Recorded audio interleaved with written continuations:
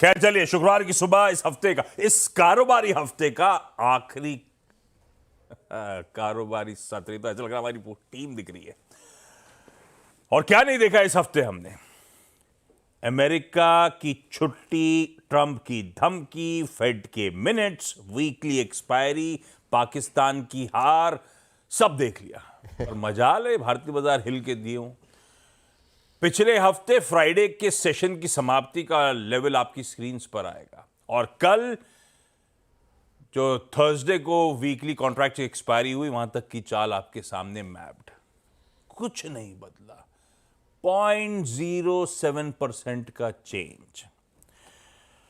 वो बोरिंग होता जा रहा है, नहीं तो आज फिर दिखाता आपको कहानी रोज रोज की। कुछ नहीं बदला था, वो आज भी उतना ही एप्ट था, पर आज रिपीट नहीं करूंगा उस बात को। निफ्टी की डेली चार्ट दिखाएंगे कि कितने क्रूशियल लेवल्स के आसपास, अपने प्रीवियस स्विंग लोज के आसपास, उस जोन्स पे आके हम थमे हुए हैं। और इन्हीं क्रूशियल लेवल्स पर लास्ट 4 कारोबारी सत्रों से बिल्कुल कंसोलिडेशन के मूड में आते हुए, एक कहना चाहिए हम ट्रैप्ड हैं कंसोलिडेशन फेज में इस समय। इनफैक्ट पिछले 5 सेशंस के निफ्टी का क्लोज आपकी स्क्रीन पे रखता हूं। ये देखिए आप, लास्ट फ्राइडे से लेकर मंडे, ट्यूसडे, वेडनेसडे, थर्सडे, हर दिन के क्लोज, लिटरली कहीं गए ही नहीं भारतीय बाजार पिछले 5 सेशंस की समाप्ति के बीच में। कहीं नहीं जा पा रहे। बस क्या हुआ? वॉलेटिलिटी बढ़ी, बायर्स और सेलर्स में टसल, बुल्स और बियर्स की जंग बढ़ी, पर कन्विक्शन दोनों के पास नहीं है। वो इनडिसाइसिवनेस स्क्रीन पे क्लियरली नजर आ रही है। क्विकली कल का सेशन भी आपके सामने रख देता हूं। कल हॉर्मास कह भी रहे थे सुबह, दिख जैसा रहा वैसे संकेत है नहीं, मिले जुले, थोड़ा सा अंडरलाइंग दिक्कत है।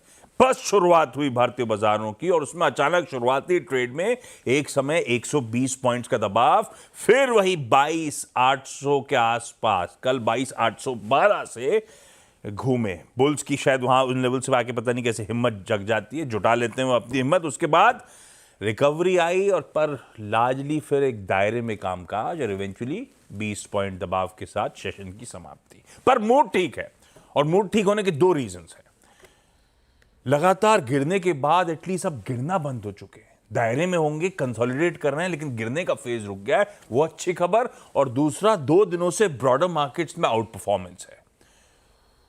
परसों के सेशन में बढ़िया एडवांसेस के फेवर में थे, कल भी। ये काफी लंबे अरसे बाद ऐसा हो रहा है कि ब्रॉडर मार्केट थोड़ा सा रिजॉइस कर रहे हैं, थोड़ा बहुत रिकवरी का मूड में दिख रहे हैं, इसीलिए स्क्रीन्स बेहतर नजर आ रही है।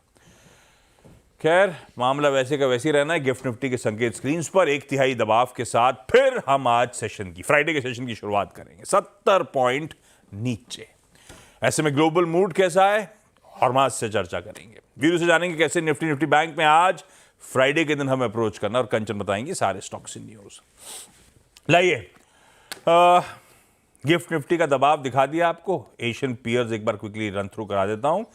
वैसे आज मूड ग्लोबली थोड़ा सा ठंडा ही है। देखिए एशिया, कल यूएस में हम डाइजेस्ट करके गए थे जब 3:30 बजे थर्सडे को क्लोज हो रहे थे, एक्सपायरी जब कर रहे थे, 1/4% का मोटा मोटी दबाव था। उससे कहीं ज्यादा पेन में यूएस का सेशन था। 0.5% से 1% का दबाव, डाउ ज्यादा पिटा था। इंट्राडे चार्ट स्क्रीन पर आएंगी, उनकी भी शुरुआत दबाव के साथ हुई 66 अंक, पर जहां खुले थे वहीं सेशन के हाईस थे, 66 अंक ऊपर नीचे। और उसके बाद दबाव घराता चला गया, और 450 पॉइंट के इवेंचुअली सेशन नरमी के साथ बंद हुआ, दबाव के साथ बंद हुआ। आज सुबह के फ्यूचर्स बिल्कुल लार्जली अनचेंज टाइप दिखा रहे हैं, पर गड़बड़ा तो गया मामला। कल जो डाइजेस्ट किया तो उससे ज्यादा पेन था, तो तब और अब की पहली प्लेट स्क्रीन पर आ जाएगी। वही दिक्कत है थोड़ी सी, जो एशिया और हमारा गिफ्ट निफ्टी डाइजेस्ट करने की कोशिश कर रहा है। हरबाज, गुड मॉर्निंग। मूड कैसा है, क्या चल रहा है यूएस में और अदरवाइज भी? गुड मॉर्निंग आशीष। और बहुत कुछ चल रहा है एक्चुअली, सारी दुनिया में बहुत कुछ चल रहा है। और लेकिन कल जो है यूएस के बाजार को जो हम बता कर गए थे कि फेड के मिनट्स की वजह से थोड़ा सा दबाव आ सकता है, वो फेड के मिनट्स तो बिल्कुल बैक सीट पर चले गए, क्योंकि काफ़ी सारे और फैक्टर्स निकल कर आए जिसकी वजह से बाजार में दबाव कल देखने मिला। तीनों बेंचमार्क इंडिसेस कल गिरावट के साथ बंद हुए, और डाउ की गिरावट का सबसे बड़ा फैक्टर था वॉलमार्ट, और वॉलमार्ट की गाइडेंस, जो अगर आप दुनिया का सबसे बड़ा रिटेलर अगर आपको थोड़ी सी चेतावनी दे रहा है तो आपको ध्यान देने की ज़रूरत है। ये कल वॉलमार्ट में हमें देखने मिला। गाइडेंस जो उन्होंने दी है तिमाही 2026 के लिए, उन्होंने वो अनुमान से कमज़ोर थी। और लेकिन अगर दूसरी तरफ से अगर देखा जाए तो काफ़ी सारे फैक्टर्स हैं। फॉरेक्स हेडविंड्स थे उनके, 2024 में एक्स्ट्रा ट्रेडिंग डेज थे क्योंकि लीप ईयर था, और जो उन्होंने एक अधिग्रहण किया था विजियो नाम की कंपनी का, उसकी वजह से भी गाइडेंस पर थोड़ा सा असर पड़ा है। और टैरिफ्स जिसकी वजह से जो अनिश्चितता है वो उन्होंने अपने गाइडेंस में फैक्टरिंग नहीं करी है। अब वो चीन से माइक्रोवेव्स खरीदते हैं, मेक्सिको से खाना भी खरीदते हैं, रॉ मटेरियल जिसे कहते हैं, तो वो उन्होंने अपने गाइडेंस में बताया है। मगर एक बात यह है कि वॉलमार्ट जब अर्थव्यवस्था थोड़ी सी कमज़ोर हो जाती है तो वॉलमार्ट जैसी कंपनियां बेहतर करती है, क्योंकि वो एक डिस्काउंट रिटेलर जिसे आप कहते हैं वो है। मगर दूसरी तरफ की बात यह है कि कंज्यूमर्स जो है वहाँ के, वो अब क्रेडिट कार्ड्स का सहारा लेने लगे हैं खर्चे अपने चलाने के लिए, और बहुत सारे जो ऐसे खर्चे हैं वो बैड लोन्स में तब्दील होने लगे हैं। लिहाजा जो है वॉलमार्ट में कल गिरावट देखने मिली, और स्टॉक काफ़ी चला भी है। 2023 के बाद जो है वो स्टॉक डबल हो चुका था, तो कोई मिस की गुंजाइश नहीं थी, कोई मार्जिन फॉर एरर नहीं था। इस वजह से कल 6.5% की गिरावट हमें वॉलमार्ट में देखने मिली। और ये ट्रंप का जो असर है वो काफ़ी सारी कंपनियों पर हमें देखने मिल रहा है, सिर्फ वॉलमार्ट ही नहीं, क्योंकि चिपोटले ने इस बात की चेतावनी दी है, क्योंकि मेक्सिको से वो काफ़ी सारा अपना सामान खरीदते हैं। जॉनसन एंड जॉनसन ने भी जिसके सॉस आते हैं, हाँ, जिसके सॉस आते हैं, तो मैक्सिकन ग्रिल उनकी जो कंपनी, हाँ, वो उन्होंने भी ये चेतावनी दी है। जॉनसन एंड जॉनसन ने भी कहा है कि अगर ये जो FDA के कट्स आए, जो रॉबर्ट कैनेडी बात कर रहे थे उनकी, उससे दवाइयों की जो मंजूरियां है उस पर थोड़ा सा स्लो डाउन आ सकता है। अमेरिकन एयरलाइंस ने खर्चों में बढ़ोतरी की बात करी है। तो काफ़ी सारी कंपनियों के इम्पैक्ट्स हमें इस ट्रंप के टैरिफ्स की अनसर्टेनिटी की वजह से देखने मिल रहे हैं। अब आगे क्या, S&P 500 के लिए एनालिस्ट्स का अब ये कहना है कि 5950 या 6000 का जो स्तर है वो अब एक सपोर्ट लेवल है। अगर उसके नीचे बंद हो जाता है इंडेक्स तो जो है 200 DMA या कि 5600 या 5800 की रेंज में जाने की उसकी संभावना है। बाजार US के करेक्शन टेरिटरी में फिर से जा सकते हैं। गोल्डमैन सैक्स ने चेतावनी दी है करेक्शन टेरिटरी में अगर ऊपर से आप 10% गिर जाए तो। और रिटेल और इंस्टीट्यूशनल बायर्स जो है वो रनिंग आउट ऑफ स्टीम हो रहे हैं, उनकी ताकत कम होती जा रही है, ये गोल्डमैन सैक्स ने चेतावनी दी है। ये तो रही बाजार की बात। अब कनाडा ने एक बड़ा एक्शन कर लिया जो ट्रंप के टैरिफ से बचने के लिए, जो ट्रंप ने भी कहा था कि भाई आप ये टेररिस्ट ऑर्गेनाइजेशंस घोषित कर दीजिए, फेंटेनिल की जो स्मगलिंग करते हैं। तो 7 ऐसे ऑर्गेनाइजेशंस है, क्राइम कार्टल्स जिसे कहते हैं, उन्हें आतंकवादी संस्था घोषित कर दिया गया है कनाडा की तरफ से। तो ये तो बात हुई कनाडा की। फेड के जो अफसर है उनके भी बयान आ रहे हैं, और ज़्यादातर बयान एक ही बात कह रहे हैं कि इन्फ्लेशन में अब अपसाइड रिस्क ज़्यादा है, डाउनसाइड रिस्क कम है। तो ये दो अफसरों ने, फेड की गवर्नर एड्रियाना कुगलर और सेंट लुइस फेड के जो अध्यक्ष है अल्बर्टो मुसालिम, दोनों ने ये बयान दिया है। मगर अटलांटा फेड के जो अध्यक्ष है राफेल बॉस्टिक, वो अभी भी 2 बार कटौती की उम्मीद लगाए बैठे हैं इस साल। मगर उनका ये कहना है कि ये 2 कटेंगे या नहीं, इसकी अब अनिश्चितता थोड़ी सी बढ़ गई है। दूसरी तरफ जंग खत्म होने के आसार अब नज़र आ रहे हैं। US और रशिया के बीच में बातचीत शुरू हो गई है सऊदी अरब में कि यूक्रेन की इस जंग को ख़त्म कर दिया जाए। और डोनाल्ड ट्रंप ने भी ये कहा है कि वो जल्द ही व्लादिमीर पुतिन से मुलाकात भी करेंगे। कब करेंगे ये तो उन्होंने नहीं कहा, मगर जल्द करेंगे। चीन ने भी इसका स्वागत किया है, मगर उस वजह से उनकी जो स्थिति है वो थोड़ी सी catch-22 टाइप की हो गई है कि अगर रूस और US के बीच रिश्ते बेहतर हो गए तो उनके और रूस के जो रिश्ते हैं उनका क्या होगा, वो एक थोड़ा सा खतरा चीन की तरफ से बढ़ता जा रहा है। बैंक ऑफ जापान की जो महंगाई के जो आंकड़े आए हैं जापान में, वो अनुमान से बेहतर और अनुमान से ज़्यादा थे, तो रेट हाइक के बेट्स जो है वो बढ़ गए हैं। अब उसकी जो प्रोबेबिलिटी है जुलाई के महीने में वो 84% हो गई है, और येन जो है वो मजबूत होकर 150 के लेवल पर पहुंच गया है डॉलर के मुकाबले में। और आखिर में अलीबाबा की कल हम बात कर रहे थे तो नतीजे अच्छे थे अलीबाबा के। US में जो उनके लिस्टेड शेयर्स है वो उन्होंने 8% की बढ़त हमें देखने मिली कल, और नवंबर 2021 के सबसे ऊंचे स्तरों पर अलीबाबा पहुंचा है। तो एक अलीबाबा के लिए तो अच्छी खबर है, मगर हैंडओवर जो है वो कमज़ोर है। वॉलमार्ट की गाइडेंस थोड़ी सी चिंताजनक है, मगर US, चीन और रशिया, इन तीनों पर नज़र बनाए रखने की ज़रूरत है। बिल्कुल ब्यूटीफुल। ये है ग्लोब का मूड, हैंडओवर गड़बड़ाता हुआ, और दिक्कत एक रिटेल जायंट के खराब नंबर्स और गाइडेंस इशू। तो US में मुनाफा वसूली का बहाना बन गया। वो तो खैर रिकॉर्ड उच्चतम स्तरों पर मार्केट्स खड़े हुए हैं, तो मुनाफा वसूली वहां पे ट्रिगर हो गई। एक दिक्कत और है, इन्फ्लेशन यूके का बढ़ के आया था, अभी कल सुबह बता रहा था मैं आपको। आज सुबह जापान का इन्फ्लेशन का प्रिंट भी खासा बढ़ के आया है भाई साहब। 3.6% दिसंबर का बढ़ के 4% आया है। तो ये इन्फ्लेशनरी प्रेशर्स वापस लौट रहे हैं। आरबीआई ने अपने बुलेटिन में डिसइन्फ्लेशन उस ट्रैजेक्टरी में नहीं जा पा रहा, उसकी बात करी थी। फेड चिंतित था इन्फ्लेशन को लेकर, और ये देखिए आंकड़े आने शुरू हो चुके हैं। इन्फ्लेशन वापस बेकाबू होने की तैयारी कर रहा है। ये सब जरा सा ध्यान रखिएगा मूड माहौल को समझने के लिए। गिफ्ट निफ्टी दिख गया आपको स्क्रीन पे, हल्के दबाव के साथ शुरुआत होगी, पर फ्राइडे को कमाई कैसे करी जाए। मूवी, घूमना फिरना, डीजल सब लगता है। वीरू कैसे कमाई करी जाए यार? इंट्राडे में कुछ निफ्टी निफ्टी बैंक में जुगाड़ है क्या? गुड मॉर्निंग आशीष। देखिए अभी तक तो जुगाड़ ये है कि 22,800 काम कर रहा है ना। हाँ। और दूसरा जुगाड़ ये है कि 23,000 के आसपास जाए तो बेच दो। और आज गिफ्ट निफ्टी को देख के लग रहा है कि कुछ ये गंभीर या फिर कुछ बड़ा उलटफेर करने की तैयारी कर रहा है। हाँ। मुझे लग रहा है, स्पेशली जिस इन्फ्लेशन की पिक्चर आपने ड्रॉ करी। देखिए आशीष, अगर आप कल डेरिवेटिव्स की ब्रेथ देखें वो ठीक ठाक थी, बट एक्चुअली हमने क्या गेन किया क्या नहीं किया कहना मुश्किल है। बैंक निफ्टी जो परसों आपका चल रहा था कल कोलैप्स हो गया। HDFC bank was in pressure, clearly indicate कर रहा था कि FI सेलिंग है। और निफ्टी IT ने समहाउ किसी तरीके से बचा लिया अपना 200-डे एक्सपोनेंशियल मूविंग एवरेज, बट वो आज निकल जाएगा। और जिस प्रकार का US मार्केट की अभी कमेंट्री में सुन रहा था हॉर्मोज की, स्पेशली वो जो शब्द का इस्तेमाल किया आपने इन्फ्लेशन, मेरे ख्याल से ये एक्स्ट्रा ऑर्डिनरी प्रेशर डालेगा निफ्टी IT पे। क्या करें? पहले इंस्टीट्यूशनल अप्रोच को देखते हैं। अगर आप FIs के स्टैट्स को देखें तो देखिए सेलिंग उनकी तरफ से अभी भी गंभीर है, और करीब 3908 करोड़ रुपए की DIs की बाइंग थी, उसके अगेंस्ट लगभग 3312 करोड़ रुपए की FIs की सेलिंग।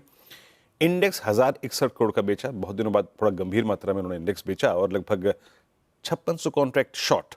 स्टॉक फ्यूचर्स में हालांकि बाइंग थी कल, और 18,000 contract long, 14,000 contract short cover किए। और अगर आप स्टैट्स को देखें तो ये नेट शॉर्ट अभी वहीं पर ही प्रिवेल करते हैं, 1,85,000 कॉन्ट्रैक्ट शॉर्ट।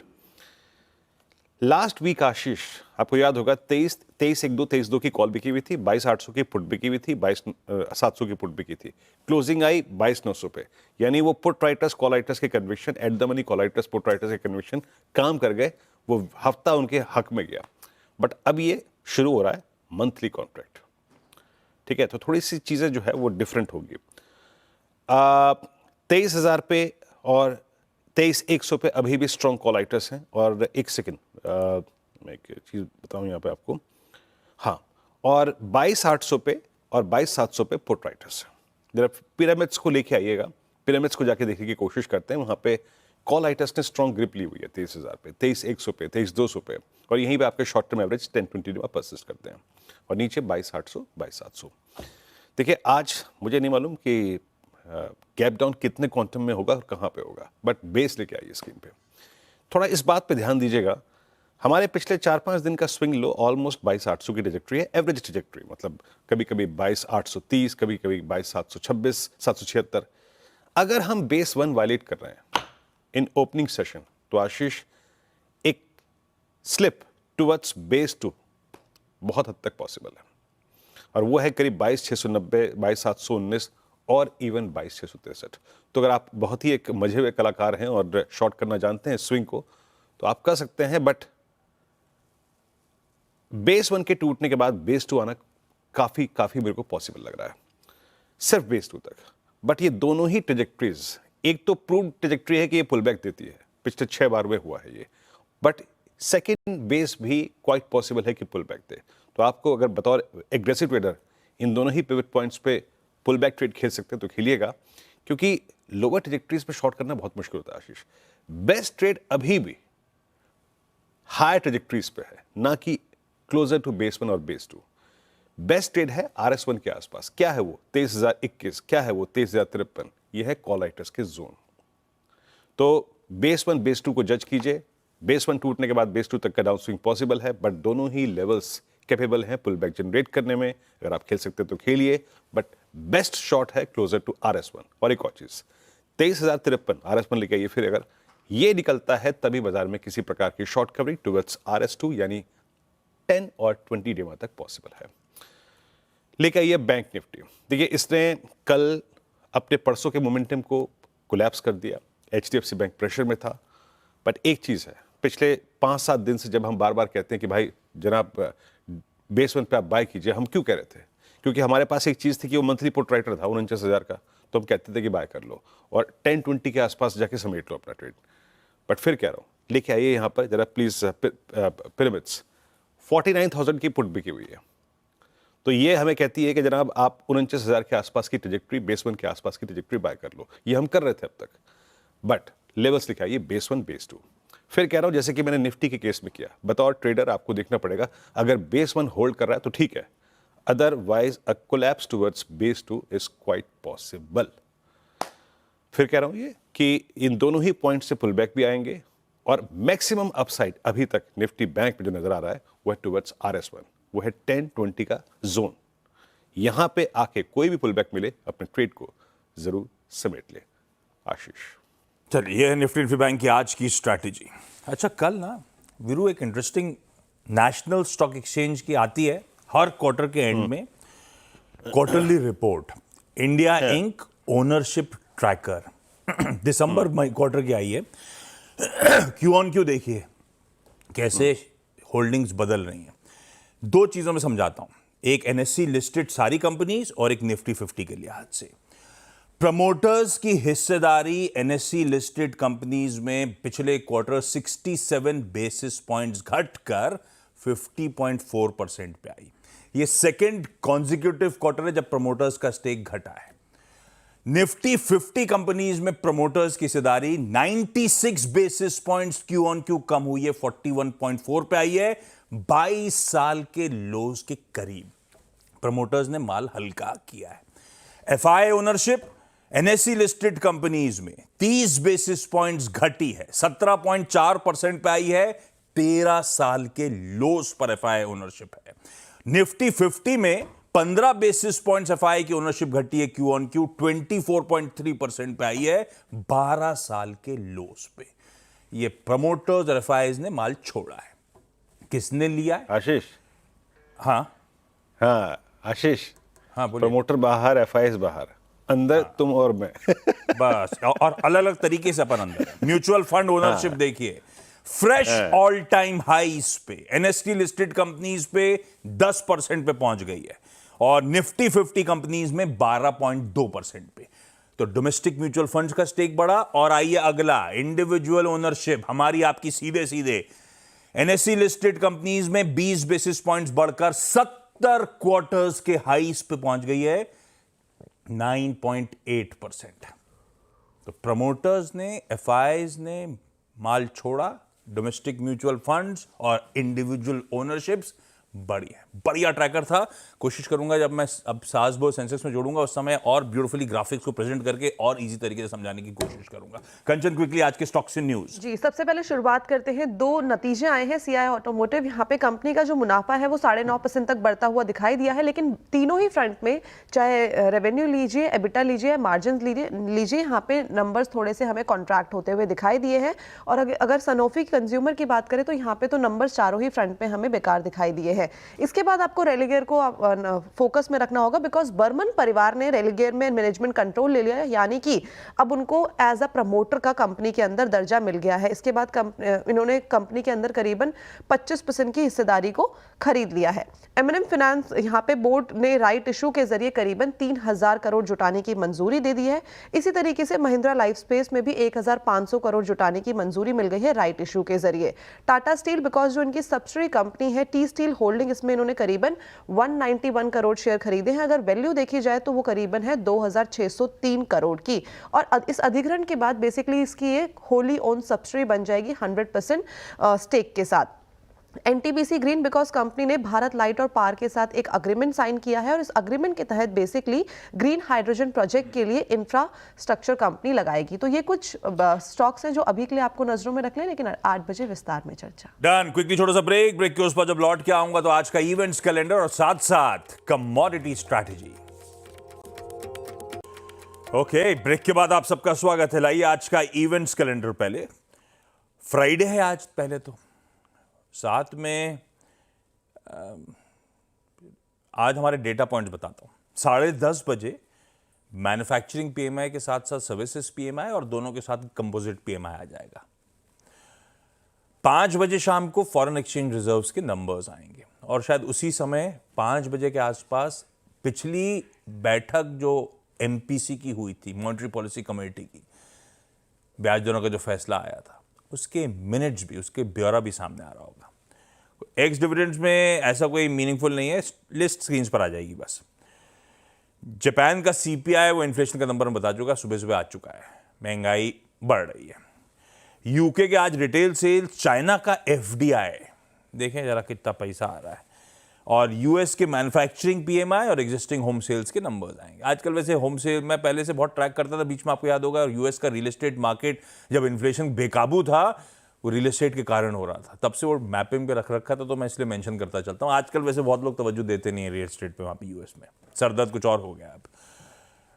पीएम मोदी आज पहला एडिशन सोल लीडरशिप कॉन्क्लेव का दिल्ली के भारत मंडपम में इनॉग्रेट करेंगे, शायद सुबह 11 बजे के आसपास। Soul school of ultimate leadership एक गुजरात का इंस्टीट्यूशन है, और ये कॉन्क्लेव का बेसिक आइडिया है डिफरेंट वॉक्स ऑफ लाइफ से लीडरशिप पर डिस्कशन करना वगैरह वगैरह, ठीक है।